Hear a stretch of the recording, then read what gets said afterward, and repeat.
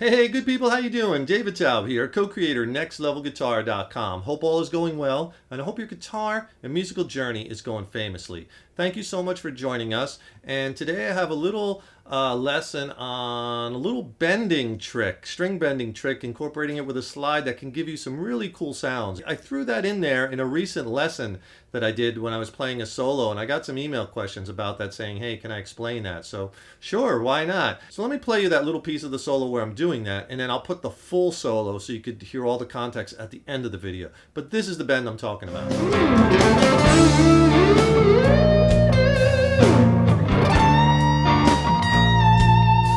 So what I was doing is I was bending and then I was moving it in 3 different positions, but the trick is I was kind of sliding as I was doing it, and I was only picking it once.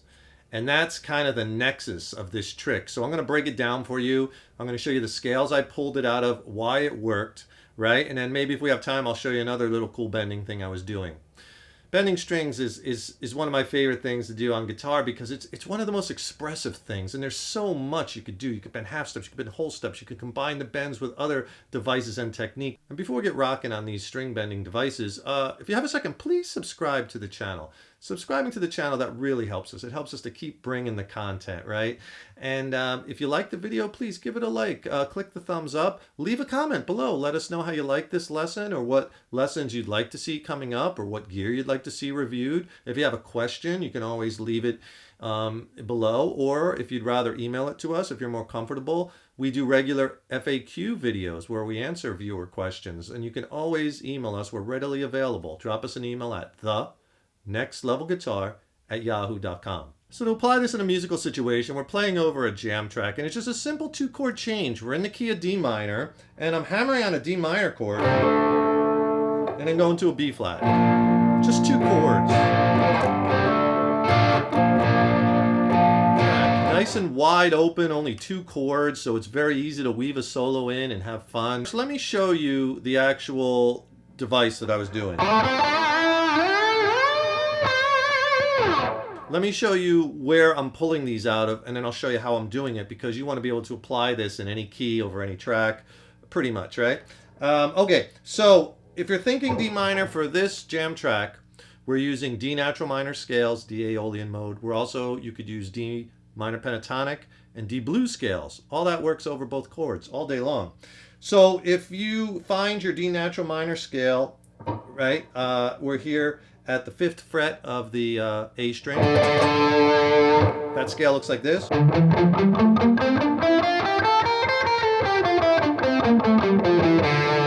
Okay, bear with me, because also D minor pentatonic, if you're thinking about it in terms of, you know, scale positions and whatnot, and that's fine. I tend to think more in terms of intervals and notes, but there's so many different ways to do it, right? One necessarily isn't better than the other, just different.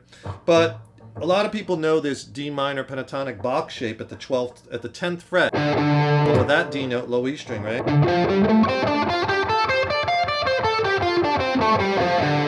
Okay, so I'm kind of starting in D natural minor with the bend, and then think of it like I'm going to this D minor pentatonic box. Another reason why this works and sounds so cool is the notes that I'm bending to. So the first piece of this, think of it in 3 pieces, is we want to do a bend here in D natural minor, and we're bending from our root D up to a whole step to E, which is a great bend because we're bending from that root to the 9th, which is a great note to bend to. It has a lot of drama, that 9th, right? But I do it like this.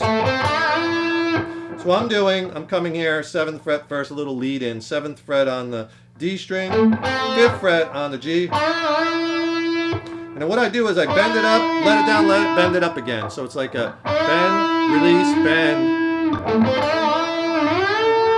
Okay, and then while you release it, you get that sound. I just slowed it down there. I'm sliding on that G string up to the 12th fret, and I'm bending, like, think of that like you're in D minor pentatonic. I'm bending a whole step on that G string from the 12th to the 14th fret, and that's our G note. I'm bending it to an A. That's also a nice bend in D minor because we're bending that A note as our 5th. Again, these strong notes, these target notes, and you want to make sure you're bending in pitch, are important because that's what helps to make the lick sound so cool, is we're bending to these really strong notes of the chord. If I do it slow, and notice I just picked the first note of the bend. And then I'm sliding and bending without picking again.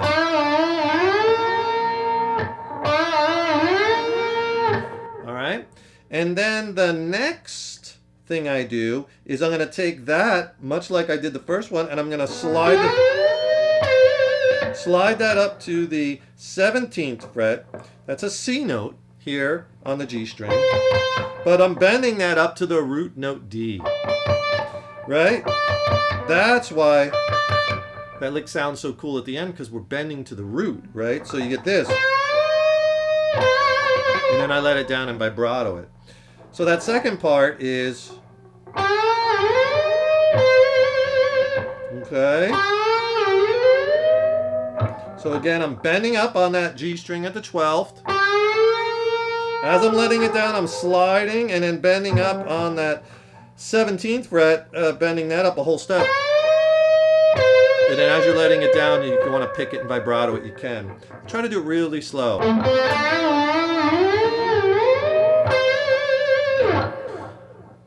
And you hear those in-between kind of slides, and you're hitting all those notes, but your ear doesn't have a chance to pick up the dissonance, right? Because it's happening so quickly, but it gives you those cool sounds. And it's such a great technique to do, to throw in something different. A lot of vibrato there, right?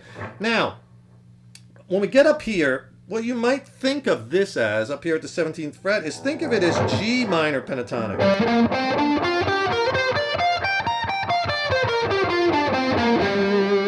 That's our root note, 15th fret on the low E string.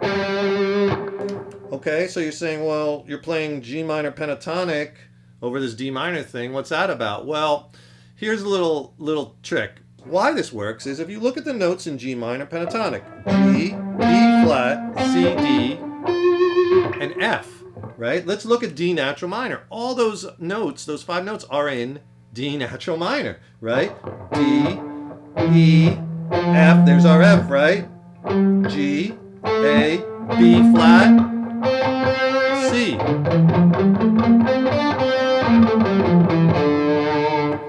So it works because those are the same notes. We're just looking at it a little bit differently.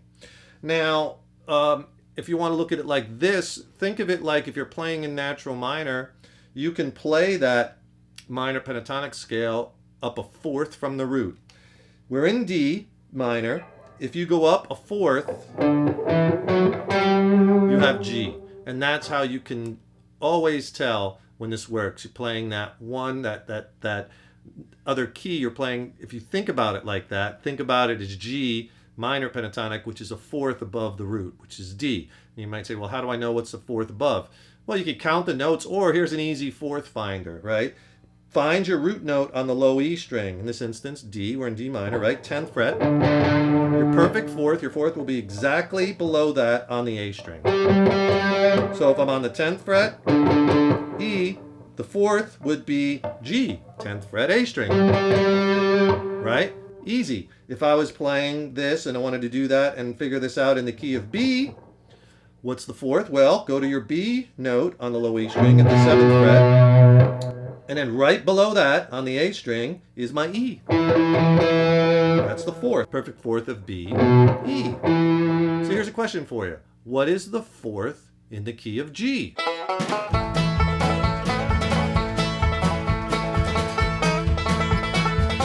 To find the answer, where's our G note on the low E string? It's at the 3rd fret, right? The note directly below that on the A string is a C. Right? 1, 2, 3, 4. The 4th of a G is a C. Easy. So if you want to think about it like that, think about it like we're playing our D natural minor, and then on the second bend we go to our D minor pentatonic, and then on the third one we go to our 4th above the root, G, and we do a G minor pentatonic lick. Again, same notes, Okay, and again, we're emphasizing our Ds because we're in D minor, and that's just another way you can think about it to make it easy when you try to do this in other keys.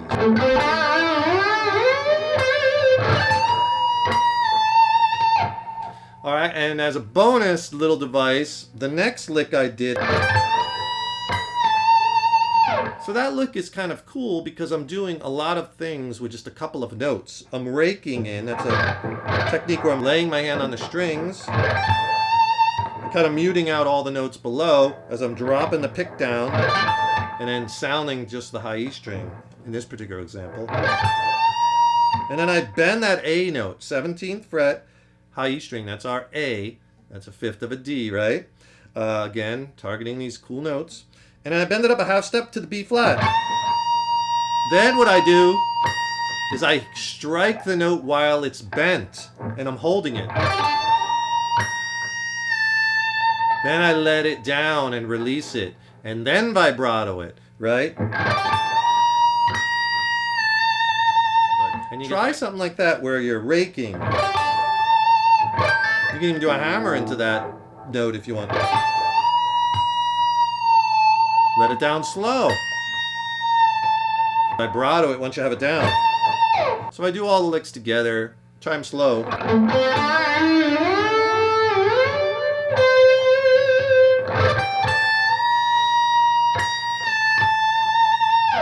And then up to speed.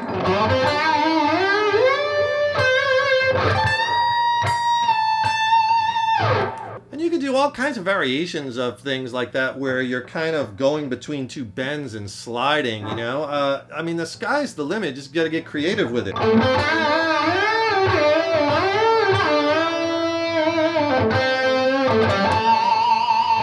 Mess around with it. Try it in different keys. Put on a jam track.